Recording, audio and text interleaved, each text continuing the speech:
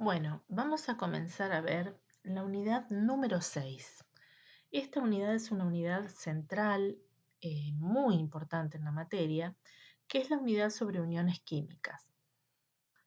Lo que nosotros estuvimos viendo justamente hasta ahora tenía como objetivo desencadenar en esta unidad. Es decir, ¿por qué quisimos entender cómo eran los átomos íntimamente? Justamente para poder entender cómo se enlazan unos a otros para formar nuevas estructuras. En realidad en la naturaleza nosotros encontramos la mayor parte de ellos, de los elementos combinados, formando distintos tipos de sustancias, sustancias líquidas, sólidas, gaseosas, infinidad de compuestos. Acá nosotros tenemos como ejemplo la molécula de agua, de la que ya hemos hablado tantas veces. Como sabemos, está formada por dos átomos de hidrógeno y un átomo de oxígeno.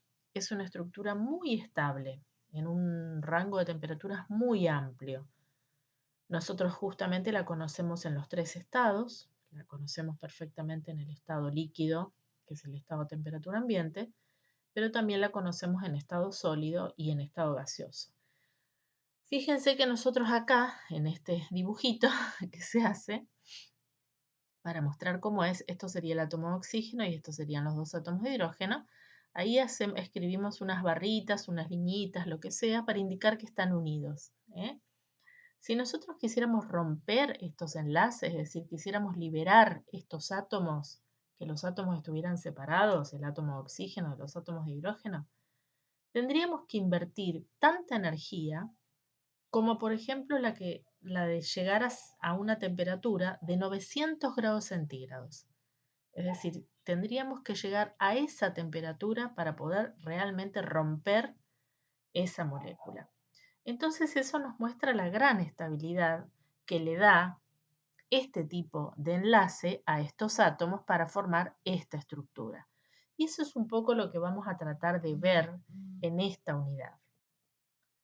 Ahí nos hacemos entonces algunas preguntas y decimos, bueno, ¿por qué se unen los átomos? O sea, ¿por qué van a mantenerse unidos formando estructuras tan estables? Porque van a tender a llegar a un nivel de energía mínimo. Eso es lo que les va a dar estabilidad. Mucho menor que el que tienen si estuvieran separados, si estuvieran solos. Es decir, que cuando dos átomos se unen para formar un enlace estable, dos o más, ¿no? En el caso del agua tenemos tres átomos. Cuando se unen para formar un enlace estable, se libera una cierta cantidad de energía que se llama energía de enlace. Y así se obtiene un sistema energéticamente favorable. Entonces, ¿por qué se unen los átomos? Porque tienden a pasar a un sistema o a un estado, mejor dicho, de menor energía, a un sistema energéticamente más favorable que cuando ellos están separados. Bien, entonces decimos, ¿qué es la otra pregunta? ¿Qué es un enlace químico? Que justamente es esto que vamos a encontrar en las sustancias, en las distintas especies, las que tienen más de un átomo, ¿verdad? Ya dos átomos están formando un enlace. Entre esas especies lo que existe son enlaces químicos o uniones químicas. ¿Y cómo las definimos? Las definimos como una fuerza que actúa entre dos átomos o grupos de átomos con la intensidad suficiente como para mantenerlos unidos formando una especie diferente.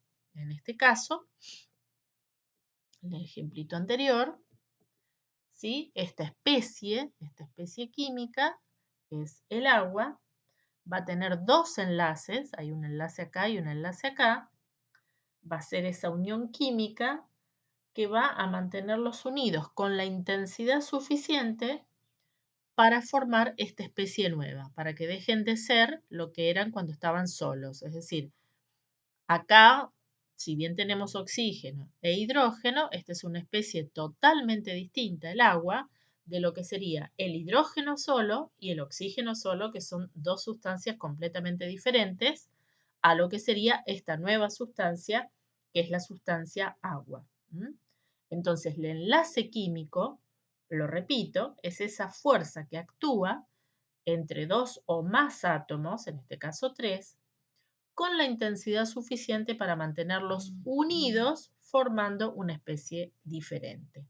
Eso sería lo que es un enlace químico. Y la última pregunta que nos hacemos y por la cual también hemos estudiado un poco las dos últimas unidades a ver de qué se trataba el átomo, em, dice qué papel juegan los electrones más externos de los átomos.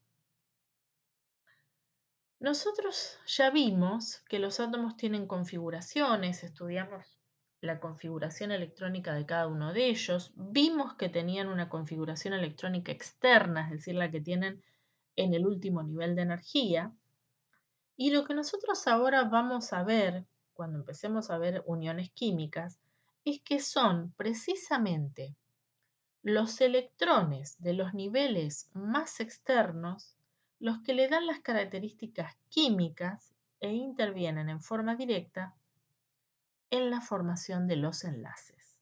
Esos van a ser los electrones que van a estar involucrados en la formación de los enlaces químicos, que eso es muy importante, porque justamente de alguna manera esas configuraciones electrónicas van a explicar la distinta habilidad para ganar, perder electrones, compartir electrones que tienen los átomos y que va a dar lugar a los distintos tipos de uniones químicas que nosotros tenemos. Ya más o menos hacia 1900 se podían diferenciar distintas sustancias. Sustancias que estaban unidas, como el cloruro de sodio, por cargas, donde se sabía que había cargas positivas y negativas, y sustancias distintas, como por ejemplo el dióxido de carbono o el agua, cuyas uniones no podían explicarse. Más o menos, o sea, no estaba claro cómo era que se unían esos átomos para formar esas sustancias.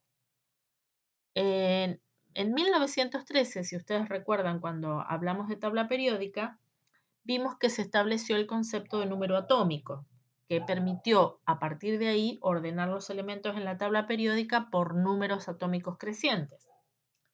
Y ahí, ¿qué fue lo que se vio? La gran estabilidad que tenían aquellos elementos cuyos átomos tenían 8 electrones en su capa más externa de energía, que eran los gases nobles. Entonces, a partir de allí, dos investigadores, Kossel y Lewis, en las mismas fechas, explican la formación de sustancias. Kossel explica la formación de iones y dice que los átomos tienen tendencia a ganar o perder electrones para adquirir la configuración del gas noble más cercano. Es decir, habrá átomos que pierden fácilmente electrones, habrá otros átomos que ganan fácilmente electrones. ¿Con qué objetivo? Adquirir la configuración del gas noble más cercano, que sabemos que son los elementos más estables de la naturaleza. Lewis, en la misma fecha, dice que algunos compuestos, los que no son iónicos, se producen porque los elementos o los átomos tratan de compartir pares de electrones. ¿Con qué objetivo? El mismo objetivo que antes, formar octetos estables, es decir, parecerse al gas noble más cercano.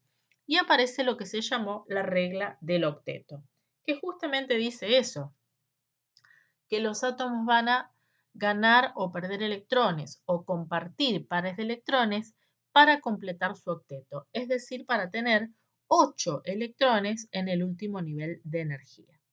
El único que se sale de la regla del octeto es el hidrógeno, que en realidad lo que trata de completar es el nivel 2, digamos, es decir, parecerse al helio. Por eso se habla de dueto para el hidrógeno. ¿Sí? Todos los demás, por lo menos los elementos representativos, que son los que vamos a trabajar en una primera instancia, tratan de completar su octeto, es decir, adquirir 8 electrones en el nivel más externo de energía. Y para eso se las van a ingeniar. ¿Cómo? Ganando electrones, perdiendo electrones o compartiendo electrones. Lewis nos va a ayudar muchísimo. Vamos a ver ahora después en todos en los distintos enlaces químicos, las estructuras de Lewis, nos va a ayudar muchísimo para entender cómo se enlazan los átomos. Lo primero que nos muestra Lewis es que cada uno de los átomos puede estar simbolizado con el número de electrones de valencia que posee. Entonces, bueno, ¿qué es lo que nosotros vemos? Todos los elementos del grupo 1 de la tabla periódica tienen un único electrón de valencia y van a aparecer en el símbolo de puntos con ese único electrón. Los del grupo 2 con 2 electrones, los del grupo 3 con 3 electrones, los del grupo 4 con 4 y así sucesivamente hasta llegar a los gases nobles donde todos menos el helio tienen los 8 electrones. Los electrones, ¿cómo se colocan alrededor del átomo central? De a pares. Y por supuesto, si hay algún electroncito que queda solo, bueno, ese queda impar, pero se tratan de colocar de a pares. Fíjense acá, por ejemplo, el oxígeno tiene 6 y coloco a su alrededor los pares que puedo, pero quedan 2 electrones que se llaman desapareados, que de alguna manera justamente lo que nos están mostrando es la capacidad que van a tener de enlace. La valencia más común del oxígeno justamente es 2. El estado de oxidación más común del oxígeno es 2. El nitrógeno, ¿cuántos electrones desapareados tiene? 3. Él tiene 5 electrones de valencia. Bueno, entonces ponemos un par y me quedan 3 y eso me va a mostrar de alguna manera el estado de oxidación más común del nitrógeno o la valencia más común que es 3. En el carbono el 4 y así sucesivamente. En los halógenos 1, si bien tienen muchos estados de oxidación posibles, pero el más común es el 1. Estos puntos de Lewis, estas estructuras o símbolos de puntos de Lewis nos van a ayudar para entender cómo son los enlaces químicos entre los distintos elementos de la tabla periódica. Nos vamos a referir sobre todo a elementos representativos. Recuerden que los representativos son aquellos que llenan los orbitales S y los orbitales P. Entonces estamos hablando de estos dos grupos y de estos 6 grupos. Por ahora no vamos a indagar mucho con lo que pasa con los metales de transición, porque digamos ellos no cumplen el octeto, esa es un poco la realidad.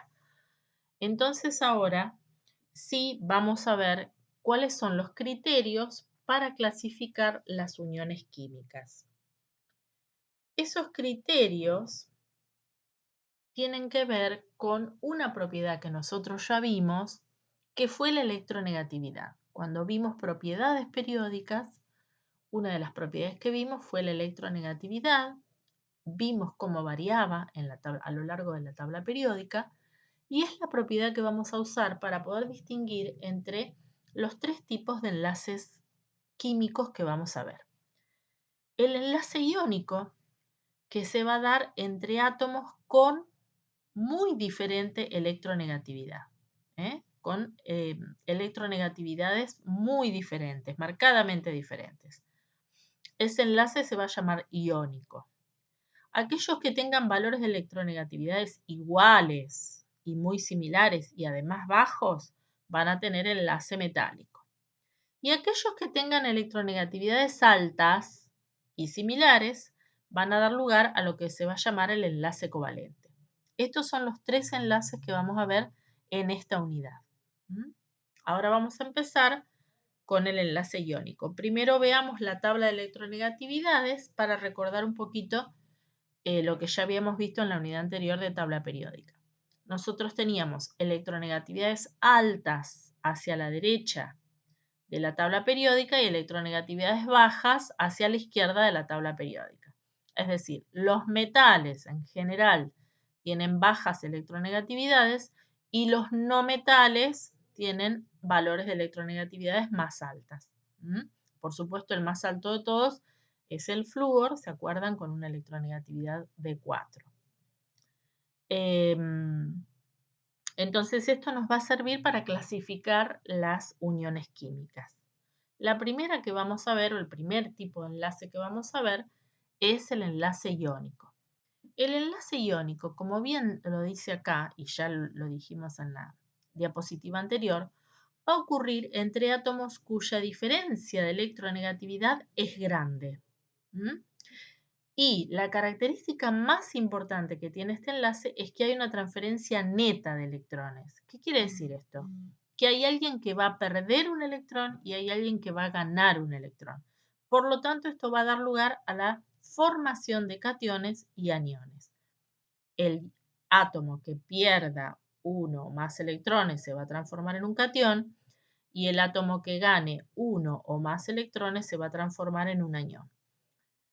Este enlace entre quiénes se va a dar entonces mayoritariamente. Entre metales y no metales, porque es ahí donde se cumple que haya una diferencia de electronegatividad grande. Si nosotros volvemos a mirar la tabla de electronegatividades, ¿qué es lo que veo? Los elementos, por ejemplo, el grupo 1 y grupo 2 tienen electronegatividades como 1, 1,2, 0,9, 0,8, 1 para el calcio, o sea, muy bajitas, salvo el berilio que tiene una electronegatividad más alta, los demás tienen electronegatividades bajas. Lo mismo incluso entre metales de transición, pero dijimos que por ahora no los vamos a mencionar. ¿Y qué pasa cuando me vengo hacia la derecha? Bueno, los no metales de la derecha, como el carbono, el nitrógeno, el oxígeno, el flúor, cloro, bromo, fíjense, 2,5, 3, 3,5, 4, 3, el azufre 2,5, el bromo 2,8, son electronegatividades altas. Entonces, los enlaces iónicos se van a dar entre metales con electronegatividades bajas y no metales con electronegatividades altas. Bien, entonces acá vamos a ver un ejemplo y recordar también cuál es el objetivo de que esto ocurra. Por ejemplo, el litio. Y esta es la configuración del litio, 1s2, 2s1. Tiene un electroncito de valencia, porque si nosotros volvemos a la tablita anterior, recordemos que el litio está en el grupo 1 de la tabla periódica. Todos tienen un único electrón de valencia, que es justamente el único electrón que hay en el nivel último de energía. Perfecto. ¿A quién se une? Al flúor. ¿Cuántos electrones de valencia tiene el flúor? 7. 1s2, 2s2, 2p5. En el nivel 2, que es su último nivel de energía, ¿cuántos electrones hay? 5 y 2, 7. Si nosotros eso lo miramos en la tabla periódica, vemos que justamente el flúor está en el grupo 7A con la nomenclatura antigua o en el grupo 17. En cualquiera de los dos casos identificamos que estos elementos tienen 7 electrones de valencia, es decir, los electrones que están en el último nivel de energía. A su vez, si miramos la tabla de electronegatividades, ¿qué vamos a ver? Que el litio tiene una electronegatividad de 1 y el flúor de 4. O sea, la diferencia de electronegatividad entre ellos es muy alta. Por lo tanto, ¿qué es lo que va a hacer fácilmente el litio? Perder ese electrón para quedar con la configuración 1s2, que es la configuración del gas noble más cercano, en este caso el helio, y transformarse ¿en qué? En el catión litio, en un catión, porque perdió un electrón, o sea, con una carga positiva. Mientras tanto, el flúor, entonces, que es ávido por los electrones, va a tomar ese electrón y obviamente ¿en qué se va a transformar? En un anión con una carga negativa. Entonces, va a adquirir ese electrón que le está faltando para completar su octeto. Ahora, como anión flúor menos 1, va a quedar con esta configuración, 1s2, 2s2, 2p6. Y esa configuración es la que le permite completar el octeto, 6 más 2, 8, y a su vez es la configuración del gas noble más cercano, que es el neón. Y esta sería la forma de escribir el enlace iónico, usando en el caso del catión solamente indicando el elemento con la carga y en el caso del anión marcando, dejando escritos los electrones que están en el último nivel de energía. Acá tenemos otro ejemplo, por ejemplo, entre el calcio y el oxígeno. Si nosotros volvemos a electronegatividades, ¿qué es lo que vamos a ver? El calcio tiene electronegatividad de 1 y el oxígeno 3,5. Hay una diferencia muy grande, una diferencia de 2,5, por lo tanto esto va a ser un enlace iónico seguro. Y a su vez, si volvemos a los símbolos de puntos de Lewis, ¿qué vamos a ver? El calcio está en el grupo 2 de la tabla periódica, por lo tanto tiene 2 electrones de valencia, y el oxígeno, que está en el grupo 6 o 16 de la tabla periódica, tiene 6 electrones de valencia, es decir, 6 electrones en el último nivel de energía. ¿Qué van a tratar de hacer? El calcio va a tratar de perder estos 2 electrones para adquirir la configuración del gas noble más cercano. ¿Ven? Él es argón 4s2. Cuando el calcio pierde estos 2 electrones para transformarse en el ion calcio más 2, justamente adquiere la configuración del gas noble más cercano, que es el argón. El oxígeno, que es ávido por electrones, fíjense que su configuración es 2s2, 2p4, es decir, tiene 6 electrones, va a aceptar esos 2 electrones y va a completar su octeto, va a quedar 2s2, 2p6, que en definitiva es la configuración del neón y va a quedar entonces con 2 cargas negativas. De esta manera se explican los compuestos iónicos. Esta es la forma de escribir las estructuras de los compuestos iónicos. Van a tener ejercitación en la guía sobre esto. ¿Se va entendiendo? Entonces, que cuando estos elementos con tanta diferencia de electronegatividad se encuentran, uno cede electrones, el otro acepta electrones, por eso decimos acá que hay una transferencia neta de electrones. Nosotros, por ejemplo, solemos preguntar en los exámenes finales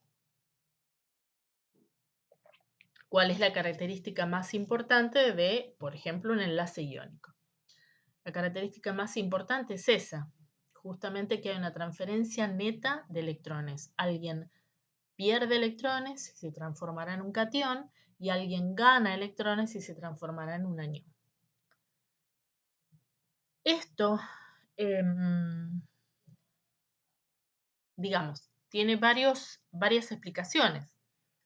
Ya lo dijimos, pero retomemos, es decir, los iones que pierden electrones son los que están hacia la izquierda de la tabla periódica, entonces son metales y van a tratar de transformarse en el gas noble más cercano. Por ejemplo, el litio, cuando pierde su electrón y queda como ion litio más 1, queda con la configuración del helio.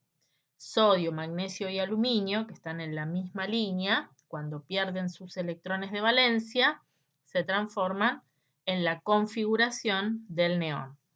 Potasio y calcio, cuando pierden sus electrones de valencia, se transforman en argón. Estroncio y rubidio se transforman en criptón. Y a la derecha pasa lo mismo. Cuando nitrógeno, oxígeno y flúor adquieren electrones, se transforman en neón. Fósforo, azufre, cloro adquieren electrones, se transforman en argón. Bromo adquiere un electrón, se transforma en criptón y así sucesivamente. Ese va a ser, el objetivo siempre va a ser adquirir la configuración del gas noble más cercano, que recordemos que va a ser completar el octeto, salvo en el caso del hidrógeno, que ya lo dijimos.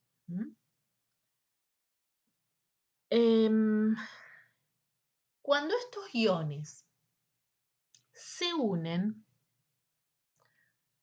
uno dice, bueno, ¿por qué se mantienen unidos? Justamente se mantienen unidos por una razón que tiene que ver con la atracción electrostática de cargas. Acá, por ejemplo, el cloruro de sodio, nuestra sal de mesa, que es un compuesto iónico. El sodio pierde un electrón y se transforma en el catión sodio. El cloro gana ese electrón y se transforma en el anión cloruro. Y en conjunto forman lo que sería el cloruro de sodio. Perfecto. Que en realidad es un compuesto neutro, no es un compuesto cargado. Ahora, si nosotros lo pudiéramos ver, al cloruro de sodio íntimamente, ¿qué es lo que veríamos? En realidad veríamos una red tridimensional de aniones y cationes. En este caso, estamos mostrando como la unidad básica de esa red, que es un cubo. Vamos a ver cuando veamos sólidos que hay distintas estructuras de sólidos, pero es como si este cubo se repitiera en todas las direcciones, hacia arriba, hacia abajo, hacia un costado, hacia atrás. Entonces se formaría una red, se forma de hecho, una red enorme de iones, de cationes y aniones, que se mantienen muy unidos. ¿Por qué se mantienen unidos? Por atracción electrostática de cargas, es decir, cargas positivas y cargas negativas se atraen. En este caso, cada ion sodio está rodeado de 6 aniones cloruros y cada anión cloruro está rodeado de 6 cationes sodio.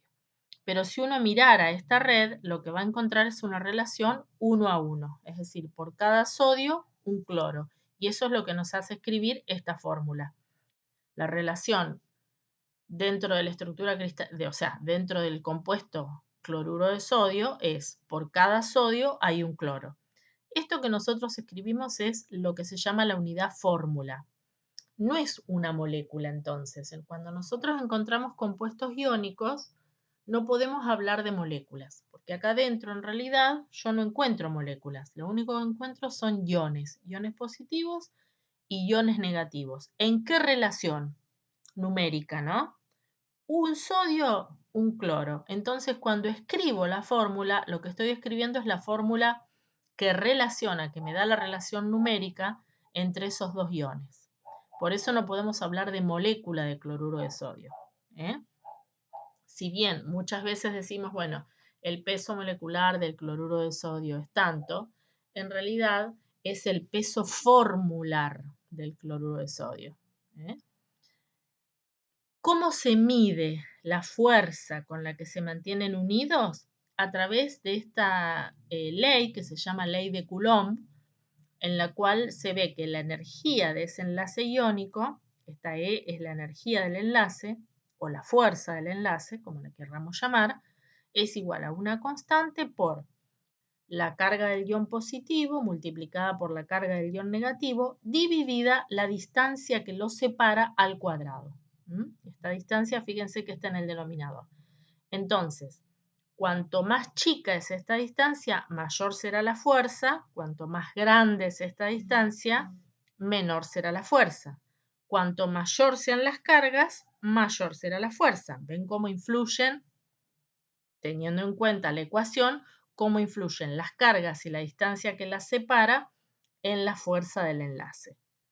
Esta fuerza, como digamos, dijimos que esta estructura es una estructura muy grande, es una estructura tridimensional, es una fuerza muy alta y por eso los compuestos iónicos son todos sólidos, lo que demuestra que la fuerza de su enlace es muy fuerte, es muy alta.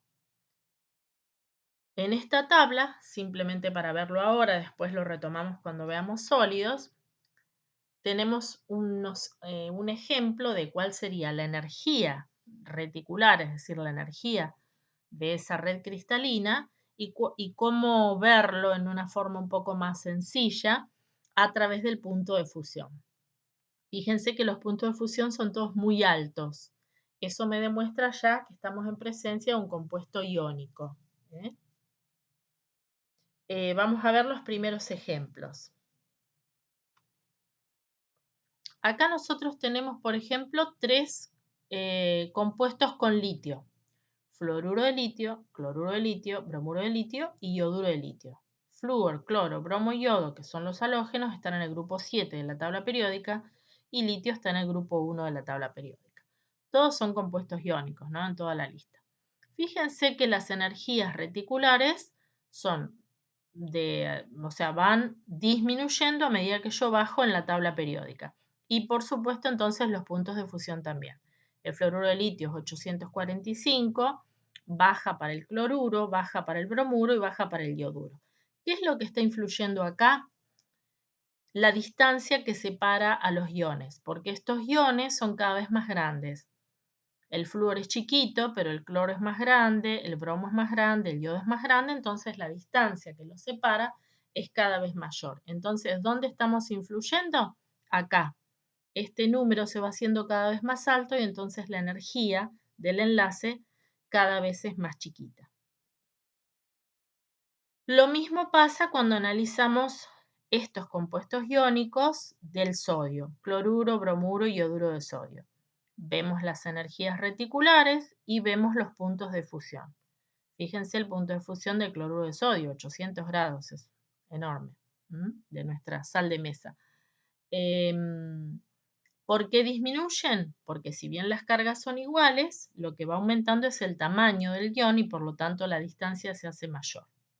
Lo mismo pasa con las sales del potasio, cloruro, bromuro y yoduro de potasio. Las energías reticulares van bajando y también van bajando los puntos de fusión. Fíjense qué pasa acá con el cloruro de magnesio. Como el magnesio tiene carga más 2, porque el magnesio es del grupo 2 de la tabla periódica, fíjense cómo influye en la energía reticular. La energía es enorme. Si bien el punto de fusión no es tan alto, pero la energía reticular es muy alta. En el óxido de magnesio, que también tiene una energía reticular muy alta, influye muchísimo la carga del oxígeno, que es menos 2. Y en el óxido de sodio era esto, dije magnesio. La carga del oxígeno que es menos 2. Y en el óxido de magnesio, que los dos tienen carga 2, el magnesio más 2 y el oxígeno más 2, eso influye muchísimo en la fuerza del enlace y tenemos una energía reticular enorme y un punto de fusión terrible, 2800 grados centígrados de punto de fusión. Por eso, por ejemplo, el óxido de magnesio se utiliza como material refractario, por ejemplo, en hornos en los cuales se va a trabajar a muy altas temperaturas. Estos son todos ejemplos de compuestos iónicos. Después, en realidad, cuando entremos en el capítulo de sólidos, vemos un poquito más a fondo esto. Pero ahora un poco para tener una idea de lo que significa esta red de iones, esta red cristalina de iones, que es una red enorme donde los iones se mantienen unidos justamente por esta atracción electrostática, formando estos compuestos tremendamente estables, que son los compuestos iónicos, ¿no? Bueno, esto es nada más que una tablita a modo informativo que habla de iones en el cuerpo, que está lindo porque por ahí son iones habituales para nosotros, simplemente para que lo lean, para qué están y qué significa que haya poco o mucho, en el caso del sodio, por ejemplo. En el caso del potasio, fíjense que el sodio, bueno, si hay mucho, tenemos alta presión, poca orina, sed, edema. La fuente, acá dice la sal, pero en realidad la fuente habitual de consumo son los alimentos. Más allá que se agregue o no sal, en todos los alimentos hay sodio, entonces lo consumimos de allí, lo mismo que el potasio. Bueno, el potasio también es muy importante. La diferencia es que el sodio es extracelular y el potasio es intracelular. Y el exceso de potasio, que es muy importante, produce ataque cardíaco. O sea, una persona puede morir por un ataque cardíaco producido por un exceso de potasio.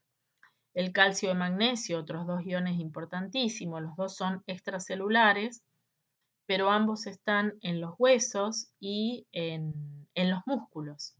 Son muy importantes en el movimiento muscular, en la actividad del músculo. Una cosa importante en el calcio es que un exceso puede producir, por ejemplo, cálculos renales y un defecto, o sea, si hay poco calcio puede producir osteoporosis. Y el cloro sería uno de los aniones que acompañan a estos cationes y, por ejemplo, en el caso del cloro es el principal anión extracelular que acompaña justamente al sodio, que también es extracelular. Tiene una función muy importante en el jugo gástrico y tiene las mismas funciones, o sea, o los mismos efectos de poco o mucho que el sodio. Simplemente a modo informativo y un poco para tener una visión más clara de la gran cantidad de iones que vamos a encontrar no solamente en el organismo, sino en cualquier material biológico, en cualquier alimento.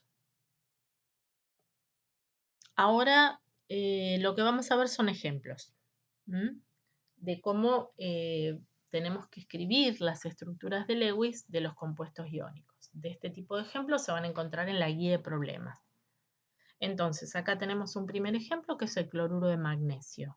Un compuesto iónico, magnesio. Ahora lo vamos a ver en la tabla periódica o en la tablita de puntos de Lewis. Magnesio, grupo 2 de la tabla periódica, 2 electrones de valencia. Y cloro, en el grupo 7, en el otro extremo de la tabla periódica, con 7 electrones de valencia. Las diferencias de electronegatividades también son altas. Entonces, ¿qué es lo que va a pasar? El magnesio va a perder fácilmente sus 2 electrones, que van a ser captados por los cloros, y se va a transformar entonces el magnesio en un ion dipositivo y cada uno de los cloros en un anión con una carga negativa -1. Así se escriben las estructuras de Lewis de los compuestos iónicos.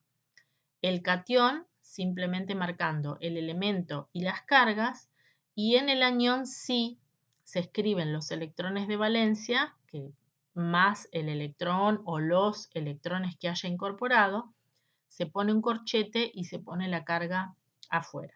Acá en realidad yo lo puse en rojo, pero simplemente para marcar que es un electrón nuevo que entró, pero obviamente son indistinguibles. Los electrones son todos iguales y uno no puede decir que es diferente a los otros, solo para mostrar que es un electrón que vino de afuera, que alguien le cedió.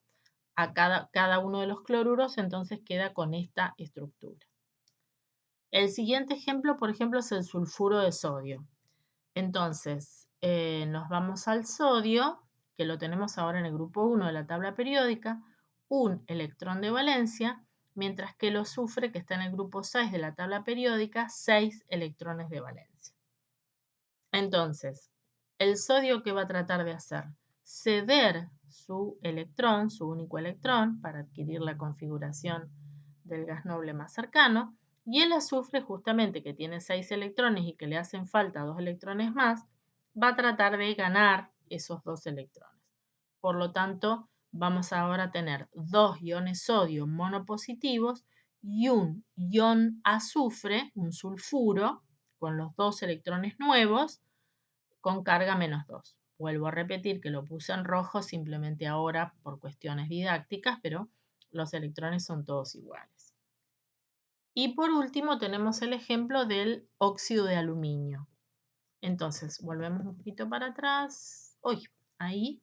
¿Y qué es lo que vemos? El aluminio está en el grupo 3 de la tabla periódica, tiene 3 electrones de valencia, y el oxígeno, que está en el grupo 6, tiene 6 electrones de valencia. La diferencia de electronegatividades es grande, después se fijan en la tabla de electronegatividades, pero el oxígeno es 3,5 y el aluminio debe ser 1,5 más o menos.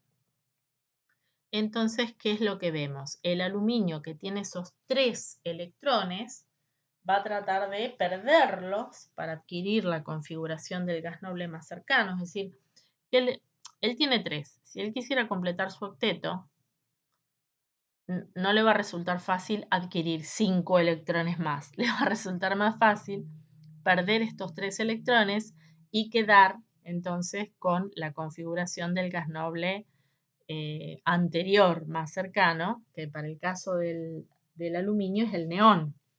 Perdiendo esos 3 electrones, va a adquirir la configuración del neón. El oxígeno, que tiene 6 electrones y que es muy electronegativo, es decir, que es ávido por electrones, va a tratar de ganar 2 electrones para parecerse también al neón.